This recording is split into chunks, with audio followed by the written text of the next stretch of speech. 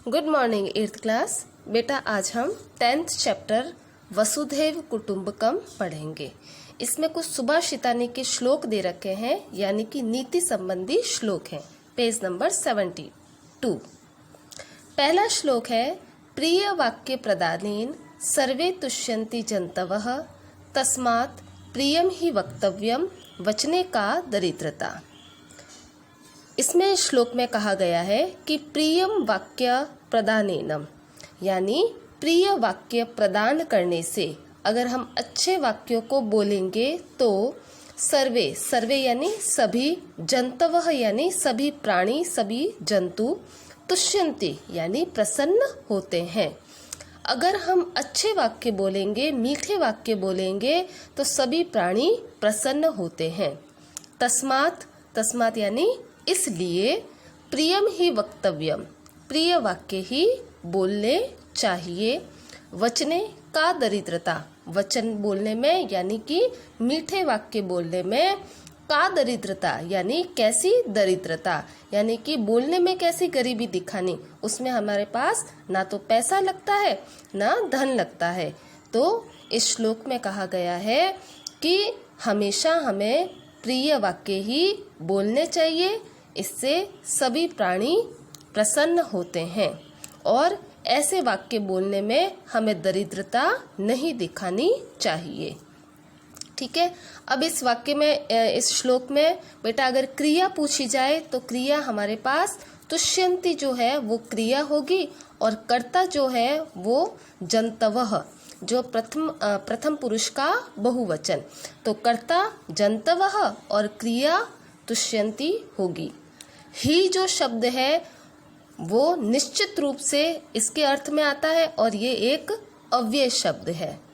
ठीक है। तो श्लोक हम आगे चलते हैं दूसरे नंबर श्लोक पर। दूसरा श्लोक जो है वो कहता है, उद्यमः साहसं धैर्यं युक्ति विद्या पराक्रमः षडेते यत्र वर्तन्ते तत्र देवः सहायकः। श्लोक में कहा गया है कि 6 चीजें बताई गई है। एक है उद्यम, उद्यम यानी परिश्रम, साहस, धैर्य यानी पेशेंस, युक्ति यानी उपाय सॉल्यूशन, विद्या और पराक्रम यानी मेहनत। तो ये जो चीजें हैं 6 चीजें, यत्र, यत्र यानी जहाँ, वर्तन्ते, वर्तन्ते यानी होती है, ये 6 चीजें जहाँ होती है। कौन सी 6 चीजें? उद्यम, साहस, धैर्य, युक्ति, विद्या और पराक्रम। षड एते, ये 6 चीजें यत्र, यत्र यानी जहाँ, वर्तन्ते यानी होती है, तत्र, तत्र यानी वहाँ, देव सहायक, वहाँ देवता भी सहायता करते हैं, यानी भगवान भी हमारी मेहनत की, हमारी सहायता करते हैं। ये 6 वस्तुएं जहाँ होती है, जिस व्यक्ति के पास होती है, उस व्यक्ति का भगवान भी मदद करते हैं। ठीक है। तो यहाँ पर अगर अव्यय शब्द पूछा जाए तो अव्यय हमारे पास यहाँ 2 है, एक है यत्र और एक है तत्र। अव्यय का मतलब अविकारी शब्द जो किसी भी विभक्ति या वचन में नहीं बदलते। तो यत्र और तत्र 2 शब्द हैं जो कि अव्यय शब्द कहलाएंगे।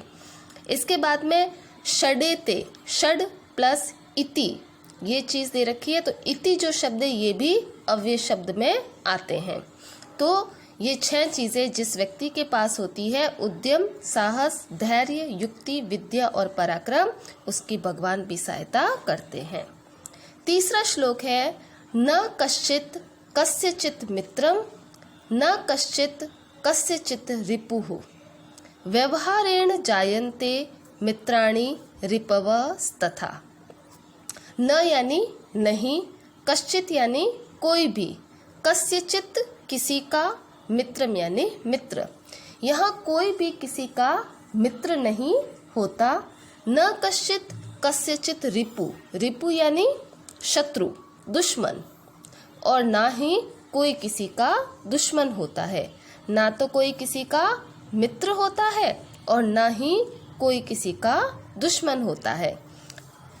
फिर अगली लाइन में कहा है कि व्यवहारेण जायन्ते, व्यवहारेण यानी हमारे व्यवहार से ही, जायन्ते यानी उत्पन्न होते हैं। क्या उत्पन्न होते हैं व्यवहार से? मित्राणि यानी मित्र, रिपवः तथा यानी और, रिपव यानी शत्रु। हम अपने व्यवहार से ही अपने मित्र और शत्रु को उत्पन्न करते हैं। यानी कि जब हम इस संसार में आते तब हमारा ना तो कोई मित्र होता है और ना ही कोई हमारा शत्रु होता है। हम अपने व्यवहार से ही हमारे मित्र बनाते हैं और हम अपने व्यवहार से ही अपने शत्रुओं को तैयार करते हैं। तो यहाँ कहा गया है कि हमें अपने व्यवहार को ही अच्छा बनाना होगा, जिससे सब हमारे मित्र बने, शत्रु न बने। ठीक है, तो इस श्लोक में बेटा जायन्ते जो शब्द दे रखा है ये हमारी क्रिया है। जायन्ते यानी उत्पन्न होते हैं। कौन उत्पन्न होते हैं? अगर कर्ता पूछा जाए तो मित्राणि, रिपवः, मित्राणि यानी मित्र, रिपवः यानी शत्रु। ठीक है, तो नेक्स्ट श्लोक में चलते हैं। श्लोक संख्या 4। नरस्य आभरणं रूपं, रूपस्य आभरणं गुणः, गुणस्य आभरणं ज्ञानम, ज्ञानस्य आभरणं क्षमा। अब इस श्लोक में बेटा आभरण जो शब्द है वो बार बार आया है। चारों लाइनों में आभरणम शब्द आया है। आभरणम का मतलब होता है गहना, आभूषण। तो श्लोक में कहा गया है कि नरस्य आभरणम यानी नर यानी व्यक्ति का आभूषण क्या है? रूपम, रूप, सुंदर जो रूप होता है वही व्यक्ति का आभूषण कहलाता है। लेकिन रूपस्य आभरणम, रूप का गहना किसको कहा गया है? गुणः। अगर हमारे सामने, अगर हमारे पास गुण अच्छे होंगे तो हमारा रूप भी सुशोभित होगा। फिर अगली लाइन में कहा है गुणस्य आभरणम ज्ञानम, गुण का गहना क्या कहा गया है? ज्ञान। अगर ज्ञान हमारे पास होगा तो हमारे गुण भी सुशोभित होंगे। और ज्ञान का गहना, ज्ञानस्य आभरणम क्षमा, ज्ञान का आभूषण क्षमा होता है। तो वापस एक बार श्लोक का अर्थ देखते हैं। नरस्य आभरणम रूपम, व्यक्ति का आभूषण रूप, रूप का आभूषण गुण, गुण का आभूषण ज्ञान और ज्ञान का आभूषण क्षमा होता है। इन्हीं सब वस्तुओं से हमारे ज्ञान, गुण, रूप और व्यक्ति का सुशोभित होते हैं या व्यक्ति शोभायमान होते हैं। उनकी सुंदरता, व्यक्ति की सुंदरता रूप से होती है, रूप की सुंदरता गुण से होती है, गुण की सुंदरता ज्ञान से और ज्ञान की सुंदरता क्षमा से होती है। नेक्स्ट हमारा 5वां श्लोक। आचारः प्रथमो धर्मः, आचारः परमं तपः, आचारः परमं ज्ञानम, आचारात् किम न सिद्ध्यति। आचार, आचार यानी सदाचार, जो हमारे अच्छे आचरण होते हैं उन्हें कहा जाता है आचारः। तो आचार यानी सदाचार, प्रथमो धर्मः हमारा सबसे पहला धर्म है। आचारः परमं तपः, सदाचार ही सबसे बड़ी तपस्या है। आचारः परमं ज्ञानम, सदाचार ही सबसे बड़ा ज्ञान कहा गया है। और आचारात् किम न सिद्ध्यति, सदाचार से क्या क्या सिद्ध नहीं होता है, अर्थात सब कुछ सफल होता है। तो इस श्लोक में सदाचार की महिमा बताई गई है कि हमें अपने अच्छे आचरण के द्वारा हम क्या क्या प्राप्त कर सकते हैं, अर्थात सब कुछ प्राप्त कर सकते हैं।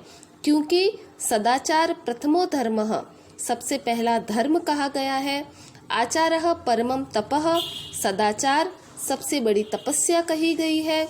आचारः परमं ज्ञानम, सदाचार को सबसे बड़ा ज्ञान कहा गया है। क्योंकि आचारात् किम न सिद्ध्यति, क्योंकि आचार से क्या क्या सफल काम नहीं होते हैं, अर्थात सदाचार से हम अपने सारे कार्य को सफल कर सकते हैं। इस श्लोक में बेटा देखो कि विशेषण और विशेष्य के बारे में कहा गया है कि जैसा विशेषण होता है वैसा ही विशेष्य होता है। धर्मः तो प्रथमः, तपः तो परमम, ज्ञानम तो परमम, ये सारे एक दूसरे के विशेषण और विशेष्य को बताते हैं कि धर्म कैसा, पहला धर्म तो धर्मः तो प्रथमः, इस तरीके से विशेषण विशेष्य बताए हैं। लास्ट श्लोक बताया गया है अयम निजः परो वेति गणना लघु चेतसाम उदार चरिता नाम तु वसुधैव कुटुंबकम। अयम अयम यानी यह, निजः निज यानी मेरा है, परो परो यानी दूसरों का है, वा यानी या, इति यानी ऐसा। यह मेरा है और यह दूसरों का यानी पराया है, यह अपना है और यह पराया है। इति गणना, ऐसी गणना कौन करता है? लघु चेतसाम यानी जो छोटे मन वाले होते हैं, छोटे दिल वाले जो लोग होते हैं, वो ऐसी बात को सोचते हैं, ऐसी गणना करते हैं कि यह मेरा है और यह दूसरों का है या पराया है। लेकिन उदार चरिता नाम, जो उदार चरित्र वाले होते हैं, जो बड़े दिल वाले जो लोग होते हैं, वो क्या सोचते हैं? वसुधैव कुटुंबकम, पूरी जो वसुधा है, वसुधा यानी पूरी पृथ्वी ही कुटुंबकम है, यानी पूरी पृथ्वी ही हमारा परिवार के जैसा है। यानी जैसे हम परिवार में मिलजुल कर रहते हैं, वैसे ही जो बड़े दिल वाले लोग होते हैं, उदार चरित्र वाले लोग होते हैं, वो ये सोचते हैं कि हमारी पूरी जो पृथ्वी है, उस पृथ्वी पर रहने वाले संपूर्ण जाति, पूरे लोग जो हैं, वो एक परिवार के समान ही प्रेम से रहते हैं। लेकिन जो लघु चेतसाम यानी छोटे मन वाले जो लोग होते हैं, वो ऐसा सोचते हैं कि यह मेरा है और यह पराया। लेकिन उदार चरित्र वाले सोचते हैं कि पूरी पृथ्वी ही एक परिवार के समान होती है, इसमें ना तो अपना है ना ही पराया है, सब हम सबका कहा गया है। तो बेटा हमारा ये 10th चैप्टर यहाँ समाप्त होता है। आई होप आपको ये चैप्टर समझ में आया होगा, हिंदी अनुवाद समझ में आया होगा। ओके, धन्यवाद बेटा।